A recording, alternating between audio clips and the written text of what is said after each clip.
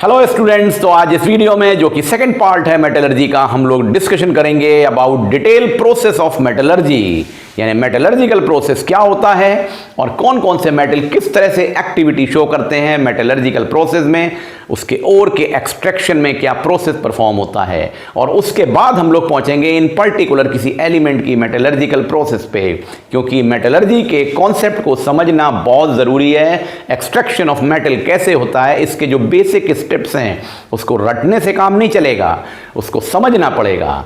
तो आइए शुरू करते हैं। मेटलर्जिकल प्रोसेस और एक्सट्रैक्शन क्या होता है यहां से समझना शुरू करें। तो देखिए, सबसे पहला पॉइंट आता है कि मेटलर्जी क्या है। बार बार हम टर्म यूज कर रहे हैं, आपने वीडियो की थंबनेल की हेडिंग में भी देखा कि मेटलर्जी नाम लिखा है, टॉपिक का नाम मेटलर्जी है। तो सबसे पहली बात करें मेटलर्जी क्या होती है। तो देखिए, एक्सट्रैक्शन ऑफ मेटल यानी मेटल को एक्सट्रैक्ट करना, निकालना फ्रॉम इट्स ओर। जमीन के अंदर जो मेटल पाया जाता है वो मिनरल्स और इम्प्योरिटी से मिला हुआ होता है। ऐसा नहीं है कि आपने आयरन को निकाला तो आयरन का टुकड़ा ऐसे ही लोहे का मिल गया। उसके अंदर डिफरेंट तरह के मिनरल्स होंगे, इम्प्योरिटी होगी, जिसे कलेक्टिवली ओर कहते हैं। उस ओर से हम मेटल को बाहर निकालते हैं, प्योर मेटल को प्योरीफाई करके, एक्सट्रैक्ट करके। तो extraction of metal from its ore is known as metallurgical process. और मेटलर्जी, इस पढ़ाई को हम मेटलर्जी कहते हैं, इस काम को मेटलर्जिकल प्रोसेस कहते हैं। तो हमको जो ये प्रोसेस केमिकल प्रोसेस है, ये कुछ हिस्से इसके फिजिकल प्रोसेस में आते हैं और कुछ केमिकल प्रोसेस में आते हैं।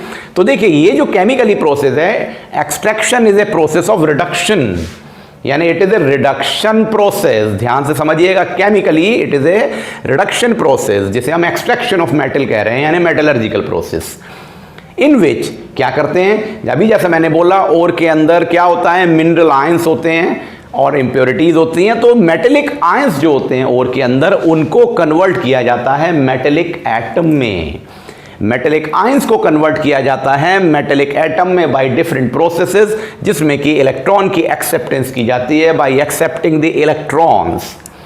मींस ये एक रिडक्शन का प्रोसेस है, मेटलर्जिकल प्रोसेस, जिसमें कि metallic ion in the ore are converted into metallic atom by accepting the electrons. तो ये एक टेक्निकल पॉइंट आ गया जो आपको समझ में आना चाहिए। अब बहुत इंपॉर्टेंट बात ये आती है कि कौन से मेटल किस तरह से केमिकल एक्टिविटी शो करेंगे इस एक्सट्रैक्शन के प्रोसेस में, इस मेटलर्जिकल प्रोसेस में।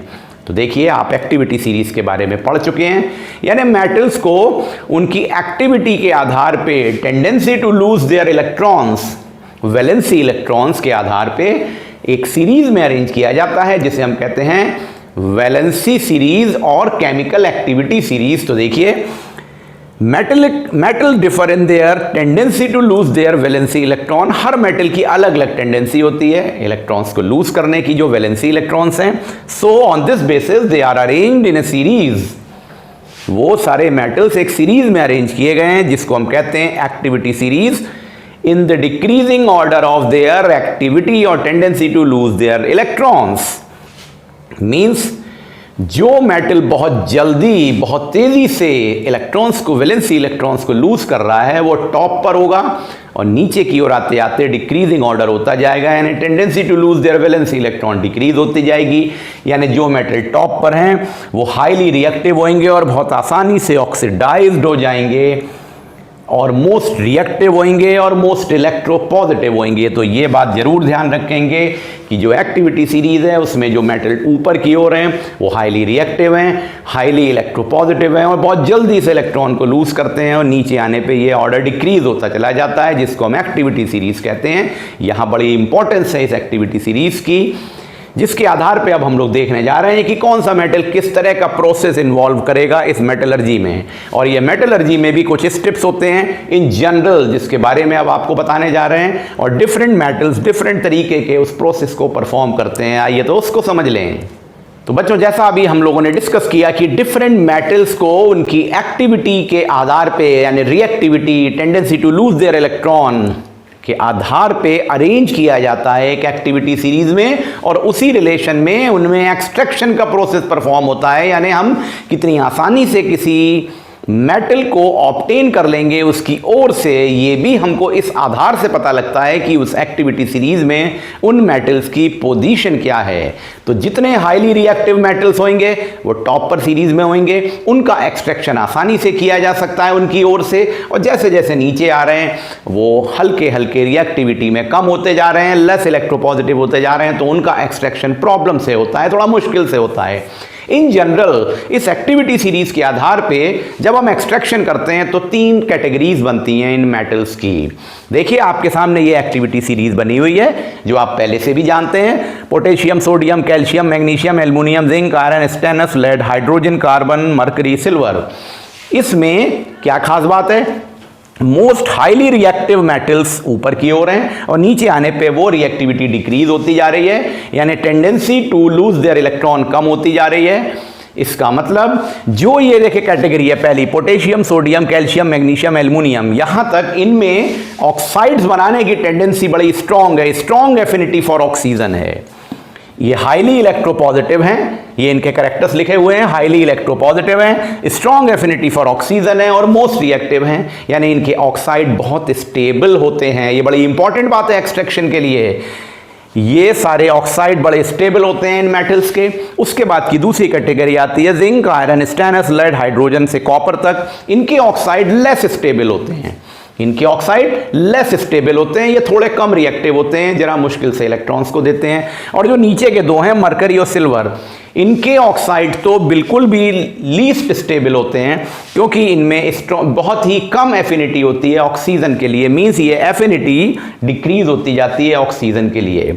तो सिंपल इन जनरल वे में हम कह सकते हैं electropositiveness, strong affinity of oxygen and most reactiveness का ऑर्डर टॉप से बॉटम की ओर आने पे डिक्रीज होता चला जाता है। और इसी आधार पे हम एक्सट्रैक्शन के प्रोसेस को केमिकली देखते हैं कि हम कौन से मेटल्स को ऑब्टेन करने के लिए कौन सा प्रोसेस इन्वॉल्व करें। तो इन जनरल 3 मेथड्स फॉलो किए जाते हैं किसी भी ओर से उस मेटल को ऑब्टेन करने के लिए, डिपेंडिंग अपॉन हमें कौन सा मेटल है उस हिसाब से, उस कैटेगरी के हिसाब से वो प्रोसेस परफॉर्म करना पड़ेगा। ये एक बड़ा इंपॉर्टेंट प्रोसेस होता है, सबसे मेन प्रोसेस यही होता है जो मैं आपको अभी बता रहा हूं। तो देखिए ये 3 मेथड्स होते हैं। पहला होता है इलेक्ट्रोलिटिक रिडक्शन।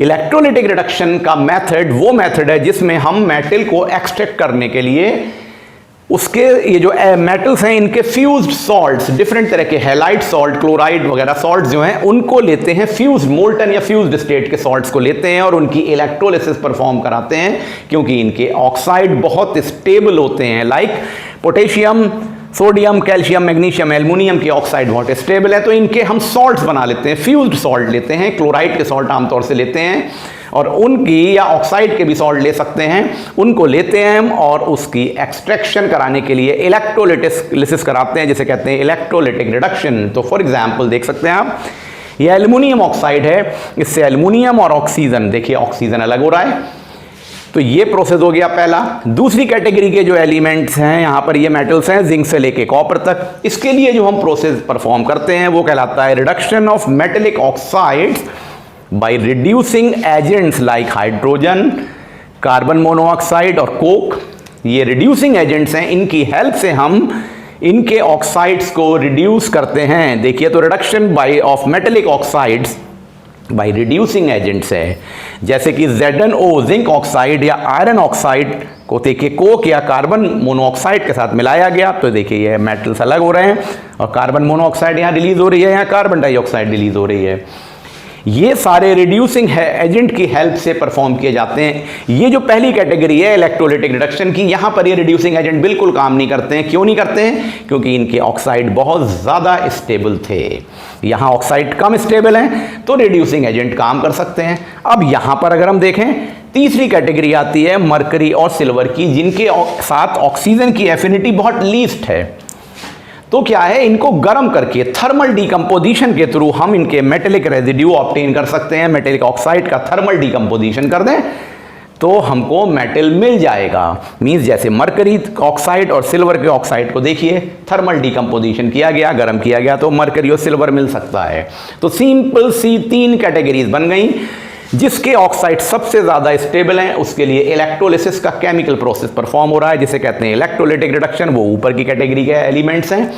उसके बाद देखें reduction of metallic oxide by the reducing agents, जो यहाँ पर ये मेटल्स हैं इनके लिए आप कैटेगरी देख सकते हैं। और तीसरे आते हैं जिनकी एफिनिटी इस ऑक्सीजन के लिए बहुत कम है, वो सिंपली थर्मल डीकम्पोजिशन के थ्रू रिड्यूस किए जा सकते हैं। इन दिस वे आपने एक जनरल वे में इस लॉजिक को समझ लिया कि कौन से मेटल्स किस कैटेगरी में कैसे रखे जाते हैं और उसके लिए कौन सा प्रोसेस इन्वॉल्व किया जाता है। आप किसी भी मेटल के एक्सट्रैक्शन के बारे में जब पढ़ेंगे तो इनमें से कोई एक प्रोसेस उसका one of the most important process होगा उसके प्योर मेटल को ऑब्टेन करने के लिए during the process of extraction and metallurgy. I hope बच्चों आपको ये सारी बात समझ में आ गई होगी। ये एक बड़ा इंपॉर्टेंट टॉपिक था, पॉइंट था जिसको आपको समझना ज़रूरी था। नेक्स्ट वीडियो से हम लोग शुरू करेंगे द प्रोसेस ऑफ मेटलर्जी, जिसमें मेटलर्जी में बहुत डिफरेंट स्टेप्स होते हैं, कुछ फिजिकल प्रोसेस होते हैं, कुछ chemical. This is also the one of the part of the metallurgical process, जो कि मोस्ट इंपॉर्टेंट था। और ये क्लासीफाई करना बहुत ज़रूरी था कि कौन से मेटल कैसे अरेंज किए जाते हैं और कैसे एक्सट्रैक्शन के प्रोसेस के लिए इसको लिया जाता है। तो अगले वीडियो से हम लोग मेटलर्जिकल प्रोसेस के बारे में जनरल डिस्कशन करेंगे। Thank you.